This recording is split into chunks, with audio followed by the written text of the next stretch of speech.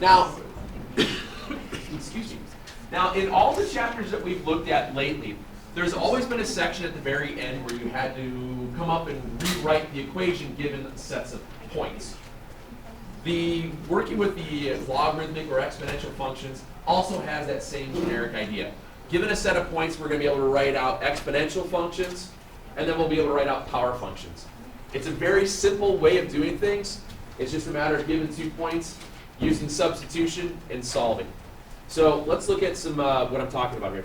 What I'm talking about this first one is we're going to write something in an exponential function, which means we're going to use the generic form of y equals a times b to the x. And what we're going to do is we're going to write it that goes through the set of points of 1, 6. Sorry, when I snapshot that in there, it didn't, that little, it split to 24 or something. So I'm looking at writing the equation out in the form of an exponential function, y equals a times b to the x, that passes through the points 1, 6, and 3, 24. So again, knowing that I've got 2 sets of points, that's going to allow me to create how many equations? 2, because we have y equals a times b to the x. So I write it out twice. Y equals a times b to the x, and y equals a times b to the x. I'm going to substitute in my x's and y's.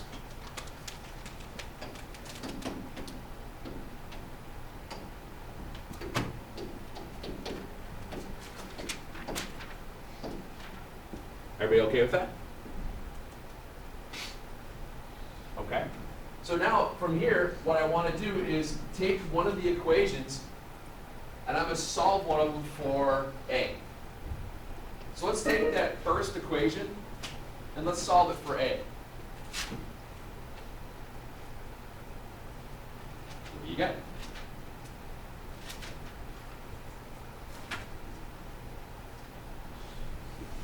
Six over b. So I know that a is going to equal 6 divided by b. Are we okay with that? All right. I'm going to substitute that over here now. I'll say that 24 is 6 divided by b times b cubed.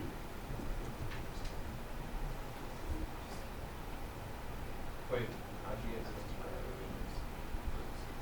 I solved for a. I just divide both sides by b. That's all I did now. Well, then there's the, What's that? does it matter? No, I just left it because it's 1. I just moved it over. If it was squared, I wrote it as b squared. All right. So now I can simplify over here. I'm going to get 24 is 6b squared.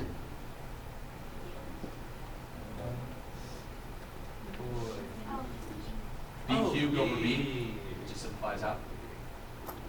And now it's just a 2-step equation. Divide by 6. And what's b? 2. Okay. So if b is 2, a is 3. Very good. I come back and I resubstitute back up here, and a is going to be 6 divided by 2.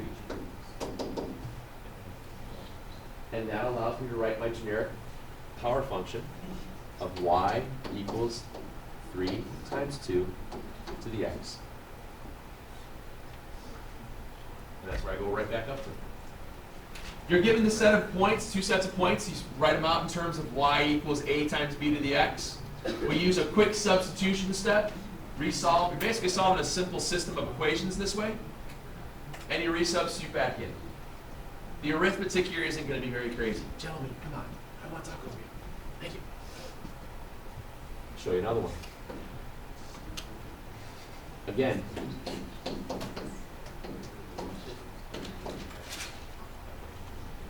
I'm going to write the equation that's given those that has those 200 pairs.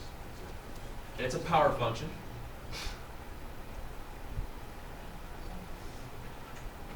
Excuse me, this is an exponential one because the variables of the exponent.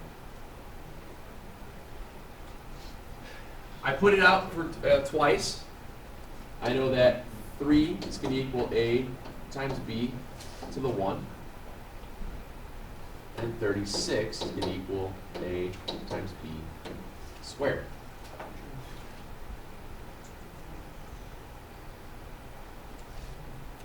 Three divided by a is b. Or hold on, we're going to set it up for a. Excuse me. 3 divided by b is a.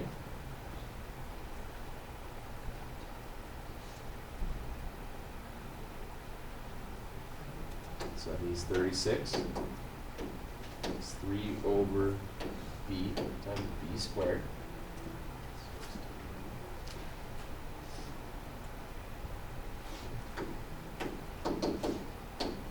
And what's your value of b?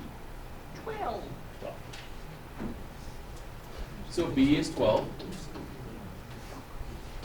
which means 3 divided by 12 is 1/4, which is a. And that gives you a final write-up of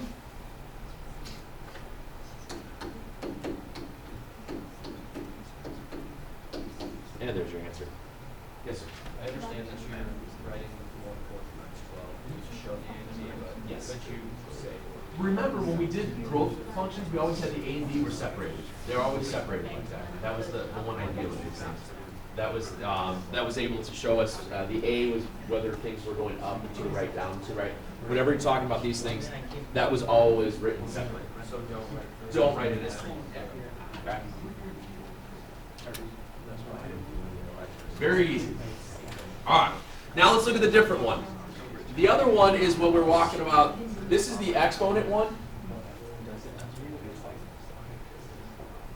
And the easy way to remember that is what, Mr. West? Exponent for that? Stop talking. I will. Right now. The difference between this one and the other is the power function. The power function is a times x to the b.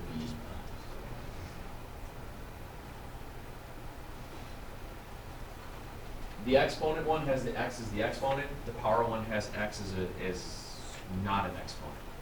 If that makes any sense. It's not going to tell you the model here. It's going to say this is an exponent model versus a power model. So you have to know those two things. That's why I'm showing the easy way to remember it. The exponent one is the x and the exponent. The power one doesn't. So if you remember this one, this is just the other. Now the only thing that's going to change with these two here, when you're working with this, is that again we have y equals a times x to the b. Our ordered pairs are 2, 5, and 6, 9. When I write these things out here, you're going to have to use a logarithm to solve for your variable. That's really the only thing that's different between the two. There's a couple extra steps. That's it. But you're going to find out that the math here is, again, fairly simple. So you write out your two equations. 5 is going to equal a times 2 to the b. 9 is going to equal a times 6 to the b.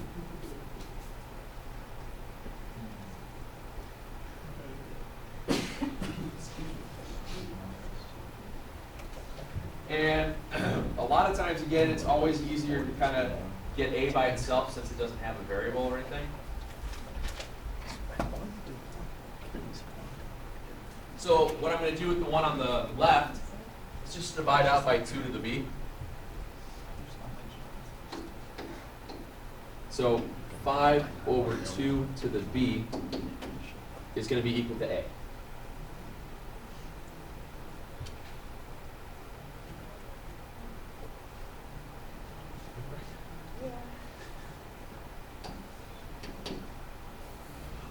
So that means 9 is going to equal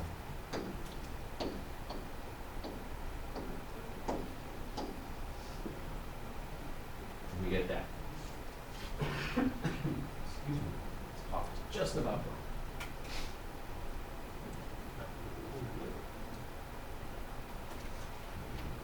wrong. What's 6 over 2?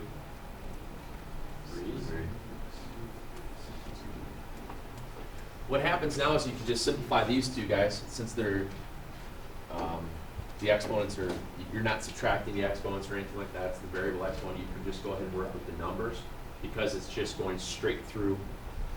Let's see, I'm gonna move the 9, we get 5 times 3 to the b. Before I have to log both sides, we all agree we have to take a logarithm here eventually, right? What do I have to do with that 5? Divide it. So I'm going to have 9/5 is 3 to the b. What's the logarithm base you have to take on both sides? So your value of b is going to be the log base 3 of 9/5.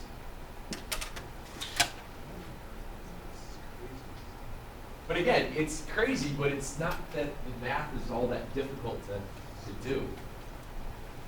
Because it's going to be the same process each time. So let's see here. What was it? Alpha window to get us a log base? Yeah. So log base 3 of 9 over 5 It's like 0.54. Can I say it's 0.54? Is that all right? If I go 2 decimal places?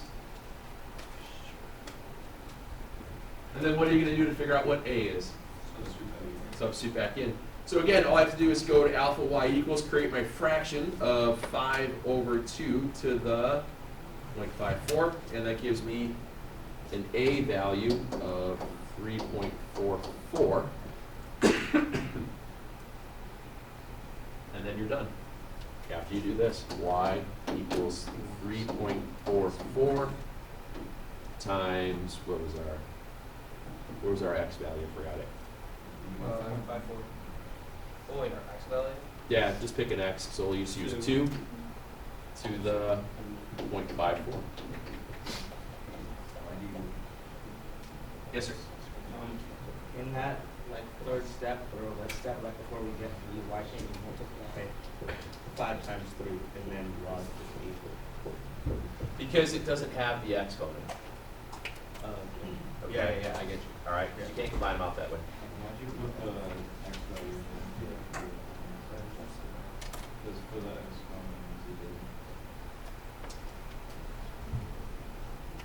Yeah, duh, this would be x. Sorry. I was thinking of that. Thank you. I don't know why I was trying to go further than I had to. There you go.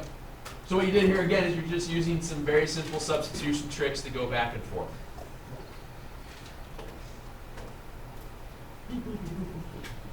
All right, so let me show you the fun stuff then.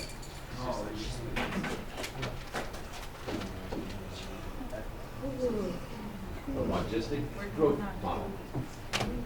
Now, here's the deal with these things. This is the last bit of info for today. There are times that things there are certain models that are growth models that growth isn't continuous. Growth levels out over time. It still has growth, but yet it's not going to continually grow. It's going to get closer and closer and closer to approaching something, but not quite get there. Yeah, it's going to approach asymptotes now. So within these growth models functions, what we're going to look at here are some very simple things with them. We're going to do some very easy equation work that you guys are going to find that you could solve these things already. If I just put something in here with a variable, I have no doubt that you guys will do that in a heartbeat. The weird one is going to be when we graph a little bit of this.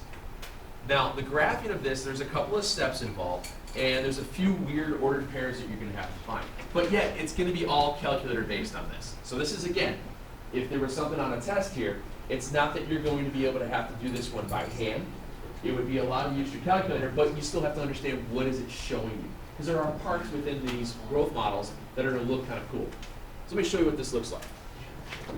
If I have a growth model, this is right out of your book here. If I have a growth model, what's happening, this did not blow up very well at all, did it?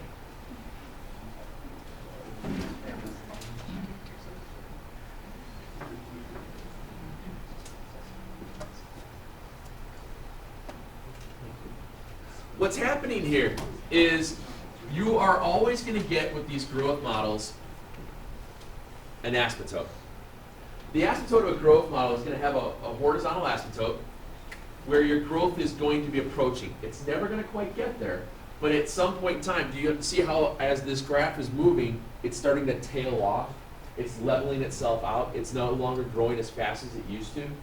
It's not decreasing, but it's slowly, it's not getting there as quickly as it once did. What happens with these models, excuse me, there's always going to be a y-intercept, which is going to be very easy to find. There's always going to be the horizontal line, which is also going to be very easy to find. The point at which they change from increasing to decreasing of a growth rate, if you will, is going to be the weird part. And that's where we have to use logarithms and natural logs and stuff to find that out.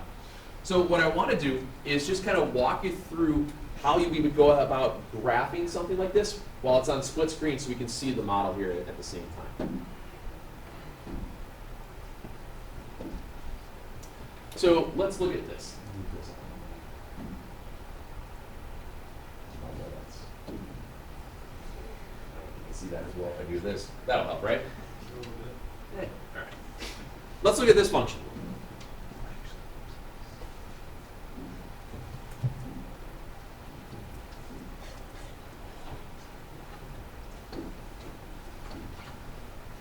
And what I'm going to do here is basically sketch out what this, oh God, that's awful.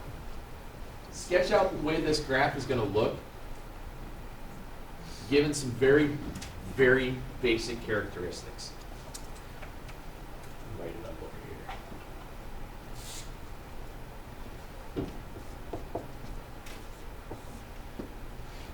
One.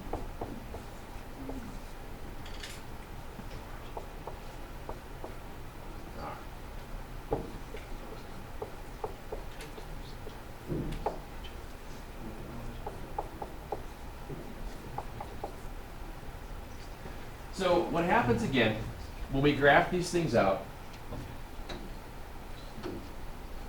there's always a horizontal asymptote at y equals 0.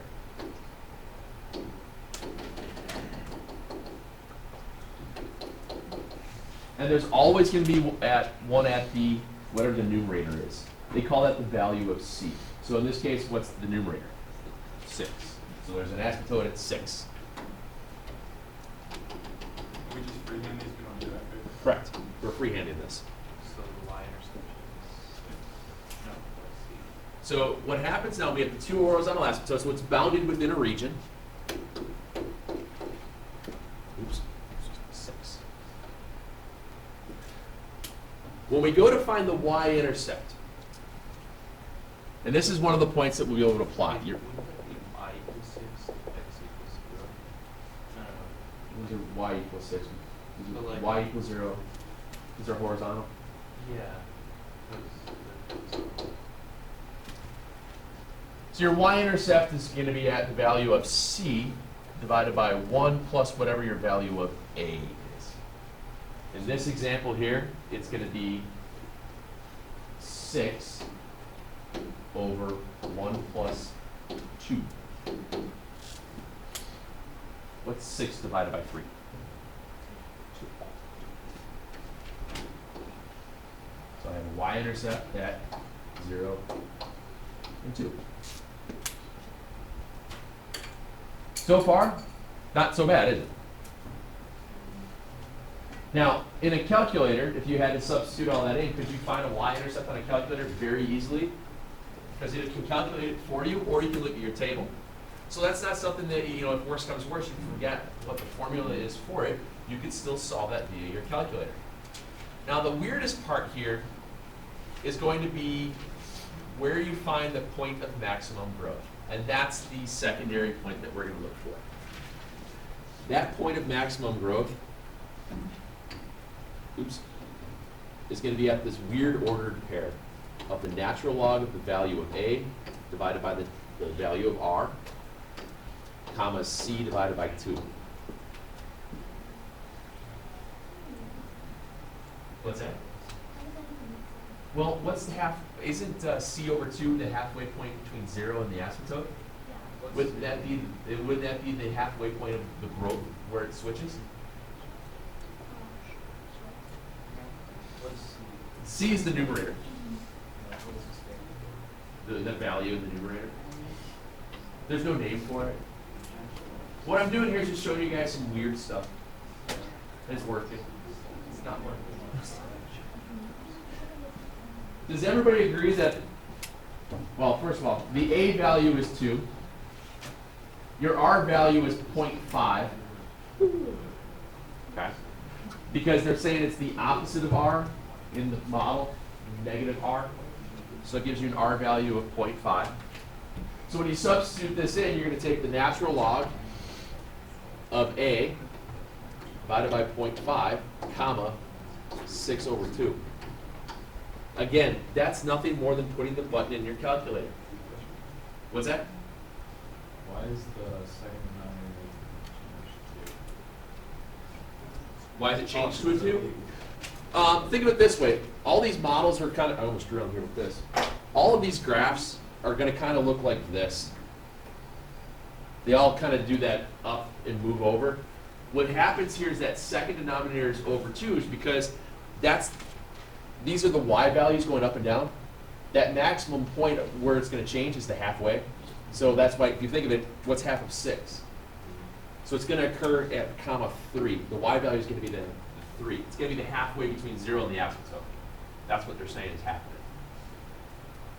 If your asymptote was at 10, between 0 and 10, the halfway point would have been at 5. Yeah, but why is it 2 in the second denominator? Here? Yeah. Because it's the halfway point between the 0 and the asymptote. That's what I'm getting at. Okay. All right. So again, the last thing I do is just hit natural log 2 divided by, natural log of 2 divided by 0.5, and I get 139.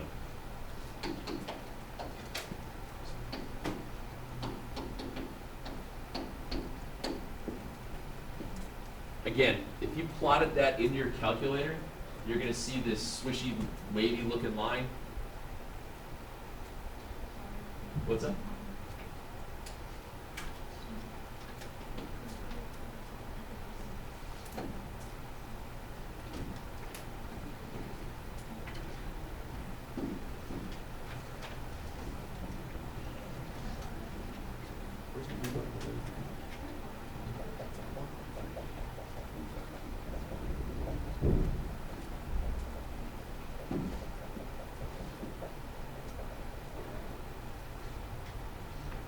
And that's what the graphs look like.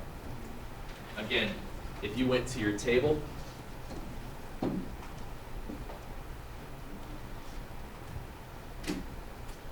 want my table starting right.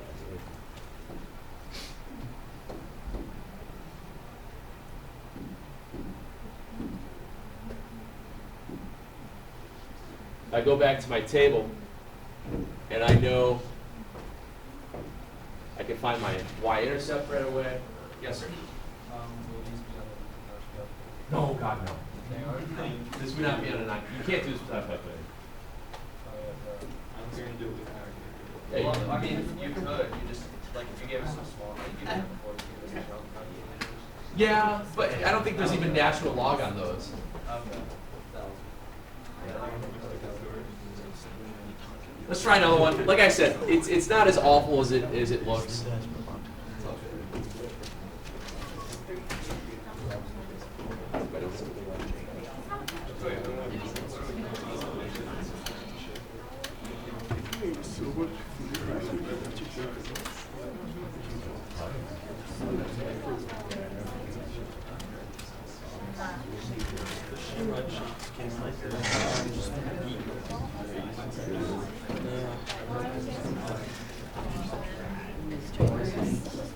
Again, what I want to do here, again is just kind of walk you through how you sketch out a graph.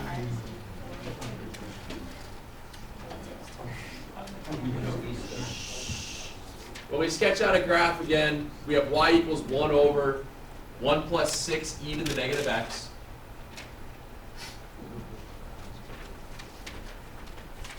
So your a value, if you want to list them out, is 6. Your c value is 1.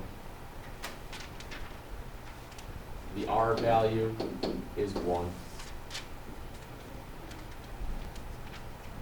Okay. Your asymptotes, your horizontal asymptotes are at y equals 0 and y equals 1. very good.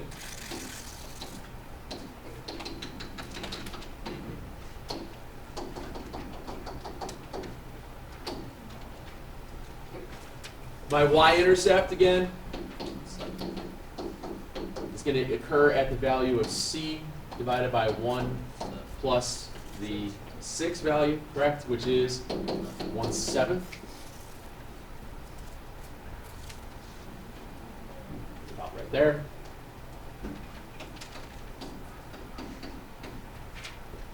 And then lastly, in order to figure out where the secondary point would be,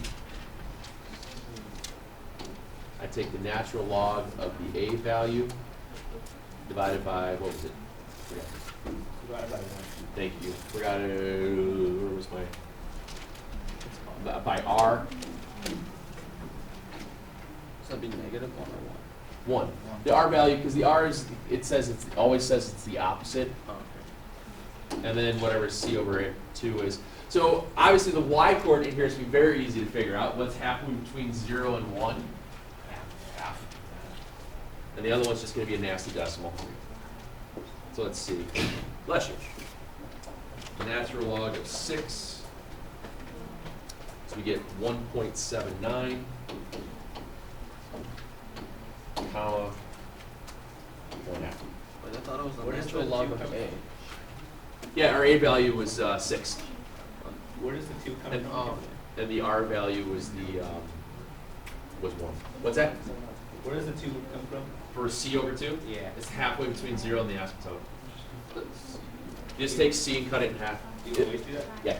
You always divide C with Yeah, this maximum, this where this point is changing is always occurring at the midpoint of these two. Always. So this is, you know, splits it into 2 equal spots. I got you. Always, always, always. So then it's just a matter of going whee. And that's it. Last little bit then.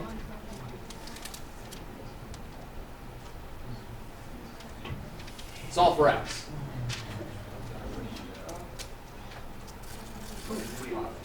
It is. It's a lot easier than you even think. I'm going to solve for x here. If I'm going to solve for x, isn't that saying fraction equal fraction? Does everybody agree? Now, do you remember the shortcut when you had fraction equal fraction if only one of them had a number without a denominator? What was it? We cross multiply, but what's even a quicker thing that I can do right now? 50 equals. Can I just switch those two? Since I have to cross multiply here and here, right? If I went the long way about it, it would be 50 times 1 is 40 times 1 plus 10 e to the negative 3x. Do you agree? What can I do to that 40 right away? Transfer it across all What I'm doing here is just shortcutting it. Okay? It's cross multiplying. Yeah. It's a shortcut. You guys have never seen this short? Fine, do it the long way. I don't Fine, do it the long way. No, no, 50 no. times 1 is 40 times that. Go on, distribute. Seriously. I'm cross multiplying. Yeah. I gotta solve for x. Yeah, but I have fraction equal fraction. No! Why would you graph that? where's the, I don't know. So, fraction is 40 over 1. Right.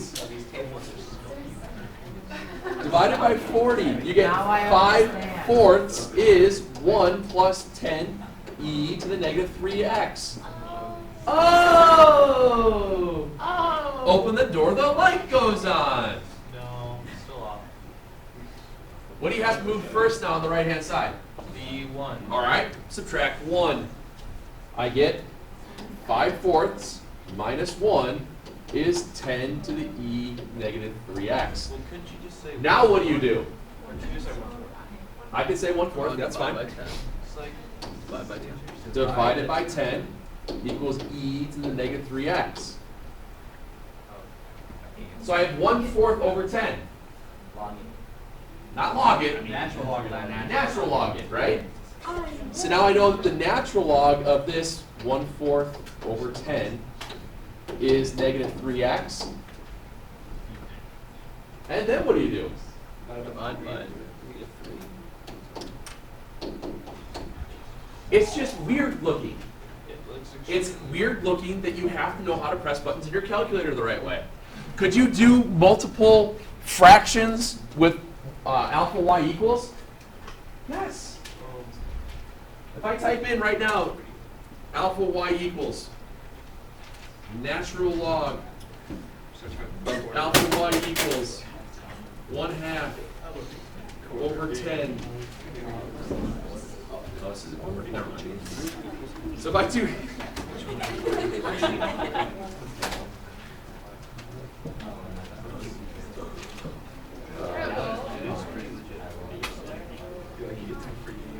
All divided by -3, I'm getting 1.23.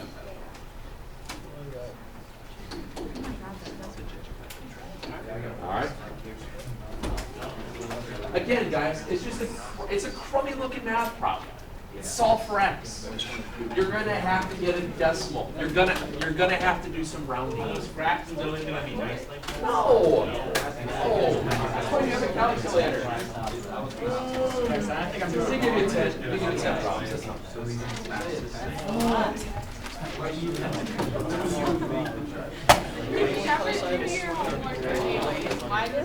I actually know. This What time did you do it? So nice. That was like haircut stitch, right? Yeah.